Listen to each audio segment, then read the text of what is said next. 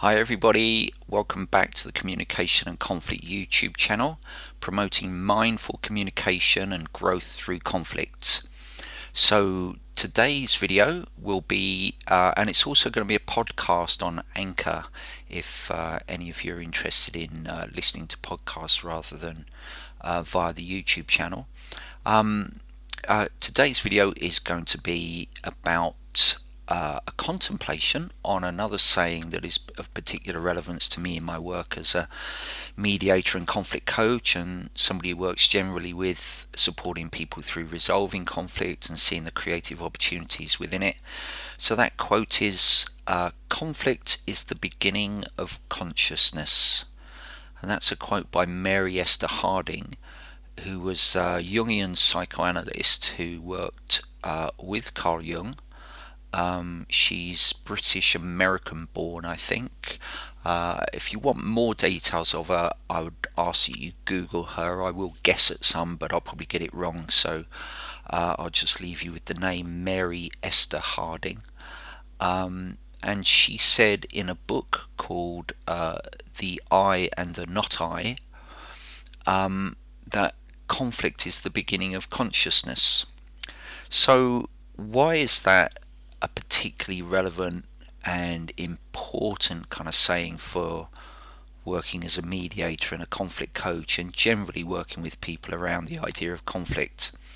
Well, if I start with an exercise that we do on our training courses with mediators, the exercise is called 4-word build, and what we do is we ask people to write down 4 words that come up for them when they think of the word conflict. And the aim obviously is to help people to start to come to an awareness of how they see conflict, what their words are for it, how they would describe it, how they would symbolize it. And when they've got their 4 words, we ask them to pair up with somebody else, and then they've obviously got 8 words, although it's possible that some may be the same. Maybe that people share 2 or more of the same words. But we ask them to reduce those 8 words down to 4 again. So the pair of them have 4 words for conflict. And then we progress on to 2 people working with another 2 people. So now there's 4 people. They bring their total of 8 words together and again decide to reduce it down to 4 words for conflict that they all agree on. Now obviously you may have guessed that during the whole process itself they are resolving conflict as they go through. And I'm very glad to say that no one's ever come to blows over it. It's never been that anybody's had any stand-up rows about it. But they have very effectively and creatively and cooperatively come to decisions about the 4 words that they decide best represent conflict to them. And obviously, the exercise can continue further, but it usually stops when we get to a group of 4. But it can go on to 8 or more. And then we collect the words together on a flip chart and see what the words are that the whole group has come to.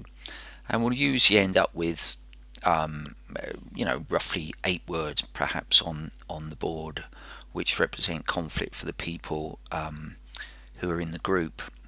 Now, the immediate thing I would say is obviously every group will create different end words for conflict. Every group will be different. And that's obviously a reflection of the fact that conflict has different significance, different kind of symbolism for each of us. We will all understand and experience and think about conflict in a different way.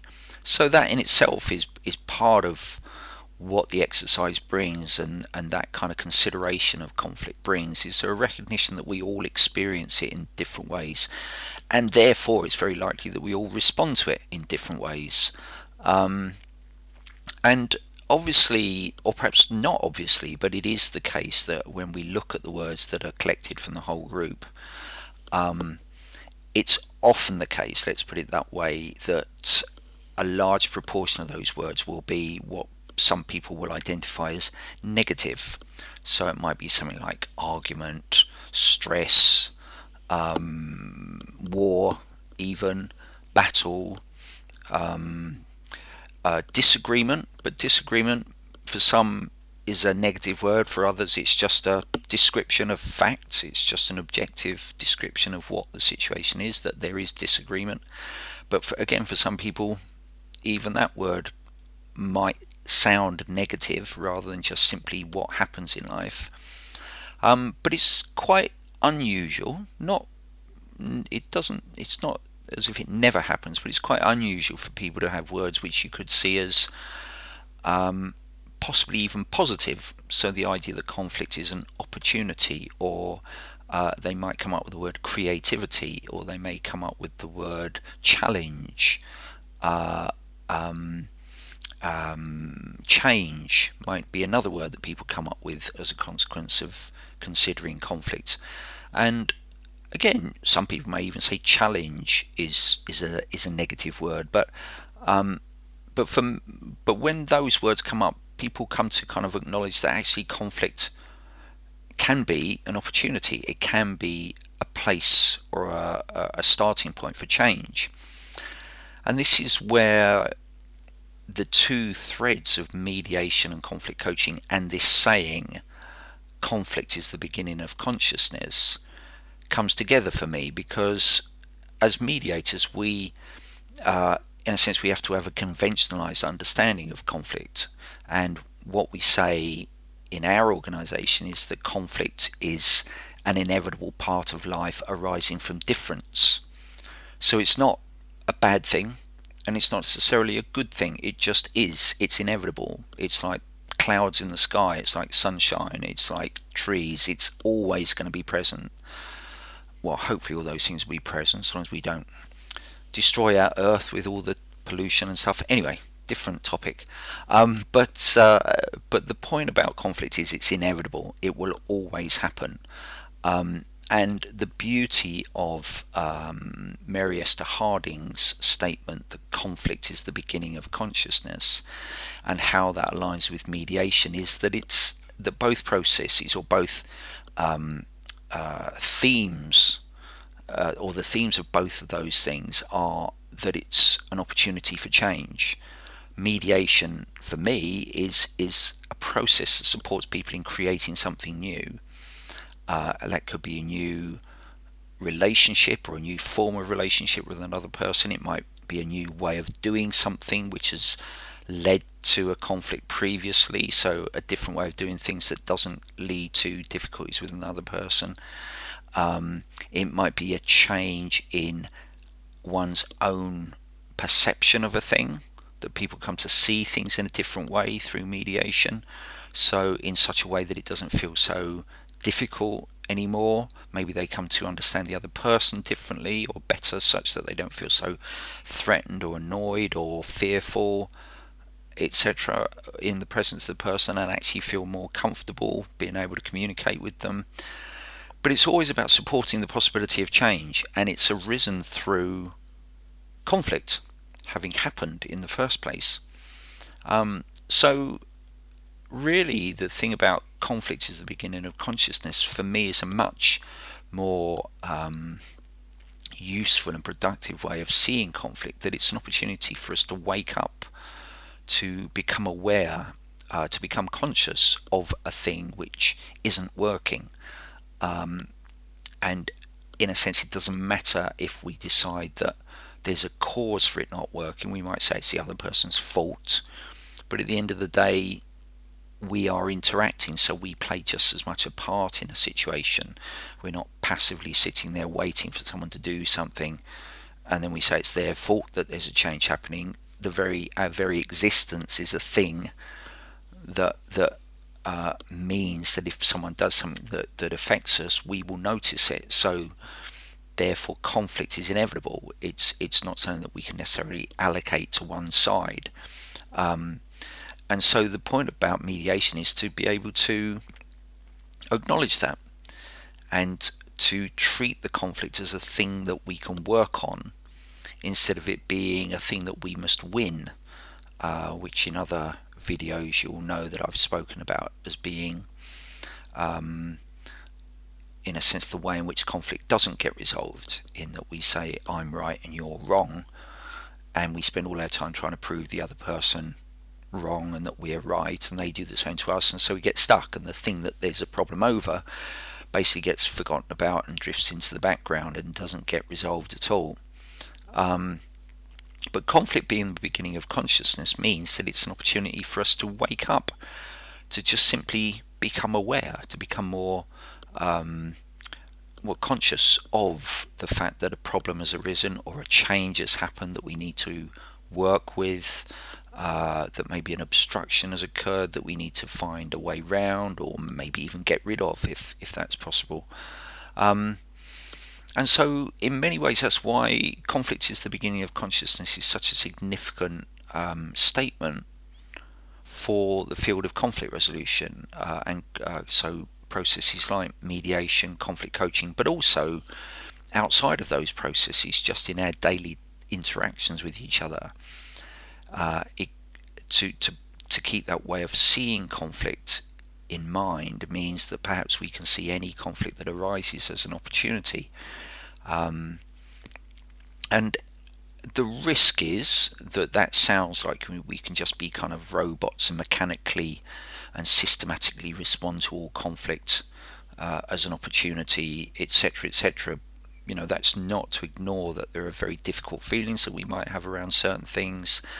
There may be personal, emotional, physical challenges, etc., circumstantial challenges that we need to address in order to use conflict as an opportunity. But in a sense, that doesn't take away from the fact that it is still an opportunity.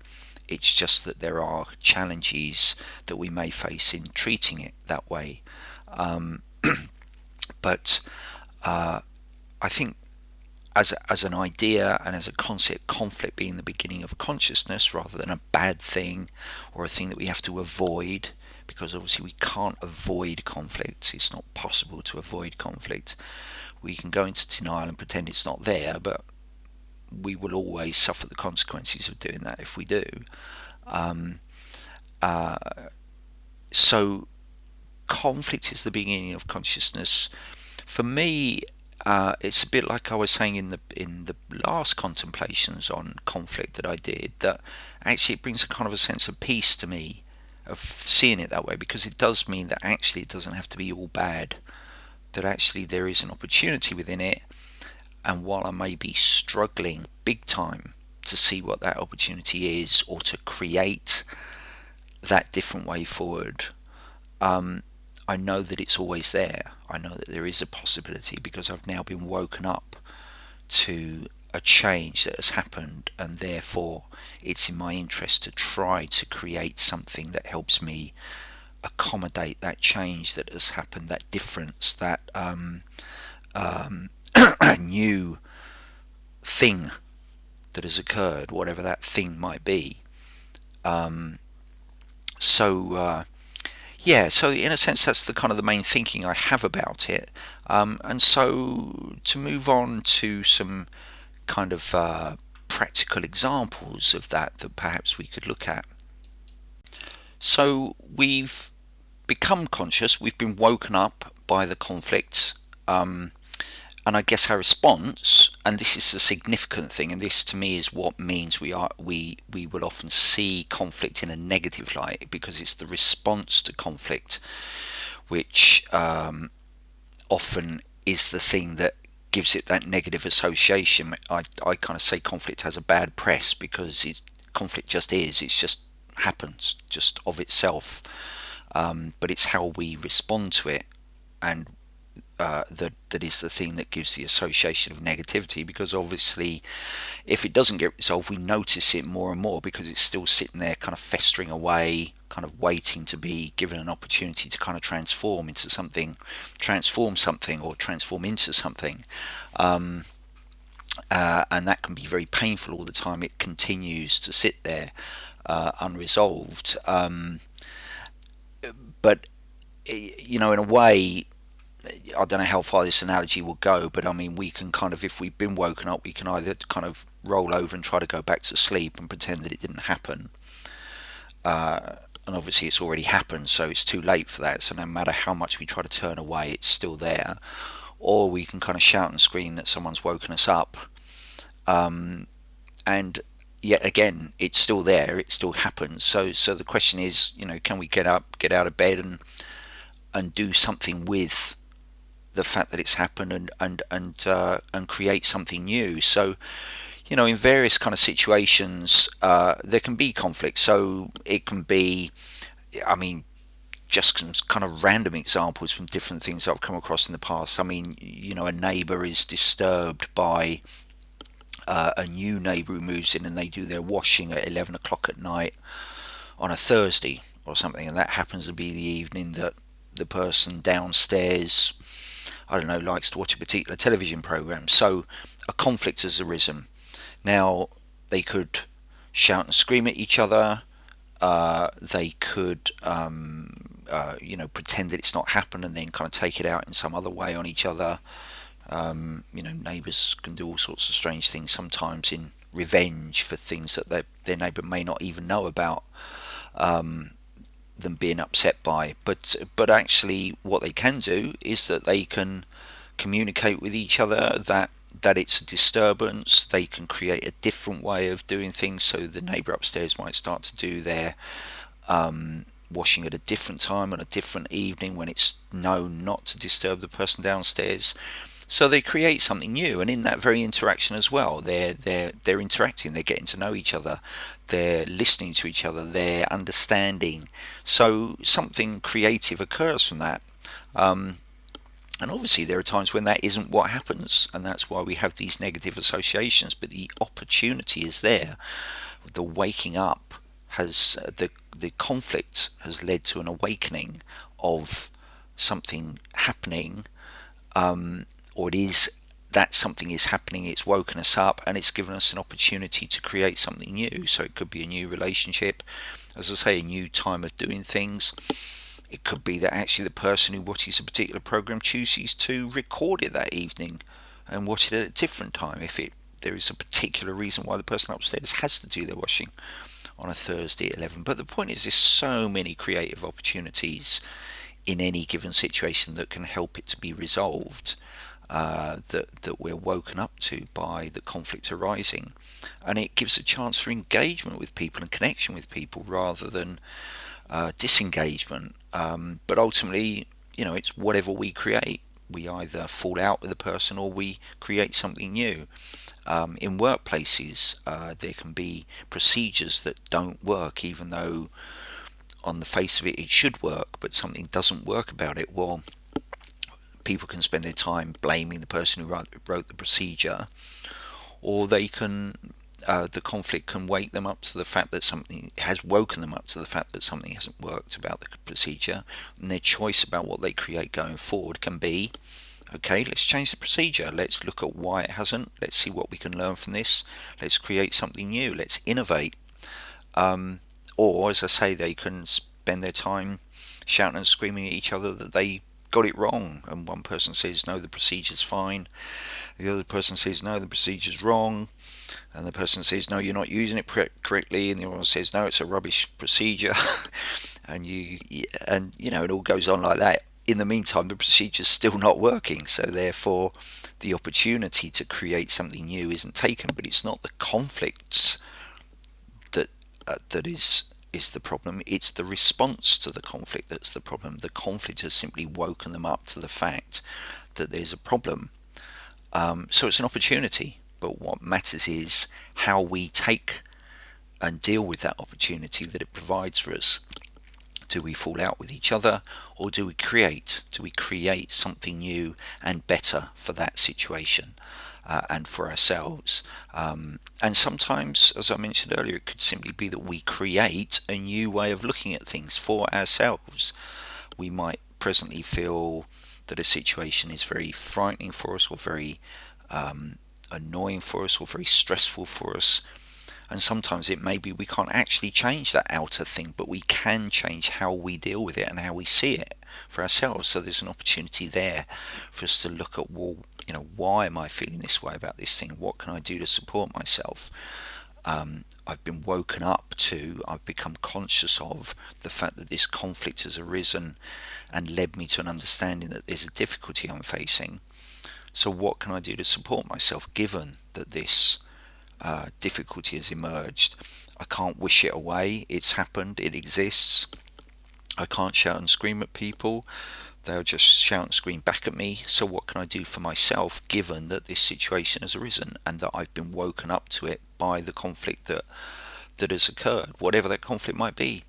A conflict with our partner over something, over money perhaps, or a conflict with our parents, or a conflict with somebody we work with, a neighbour, whoever. I mean, it kind of doesn't matter who, really. The point is there that any conflict gives us the opportunity to create something new, but sometimes we're not using that opportunity as we could do. And as I mentioned earlier, that's entirely understandable. Sometimes we may have so many different values and perspectives and fears and anxieties and principles that we think we're sticking to that mean it's very difficult for us to accommodate the fact that it's occurred, but it doesn't change the fact that it has occurred.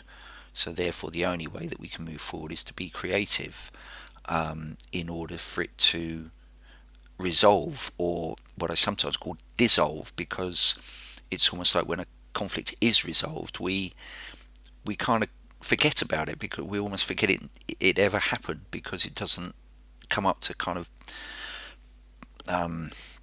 I was going to say punch us on the nose, but it may not be as violent as that. But it doesn't come up and just kind of address us face to face as it may have done in the past.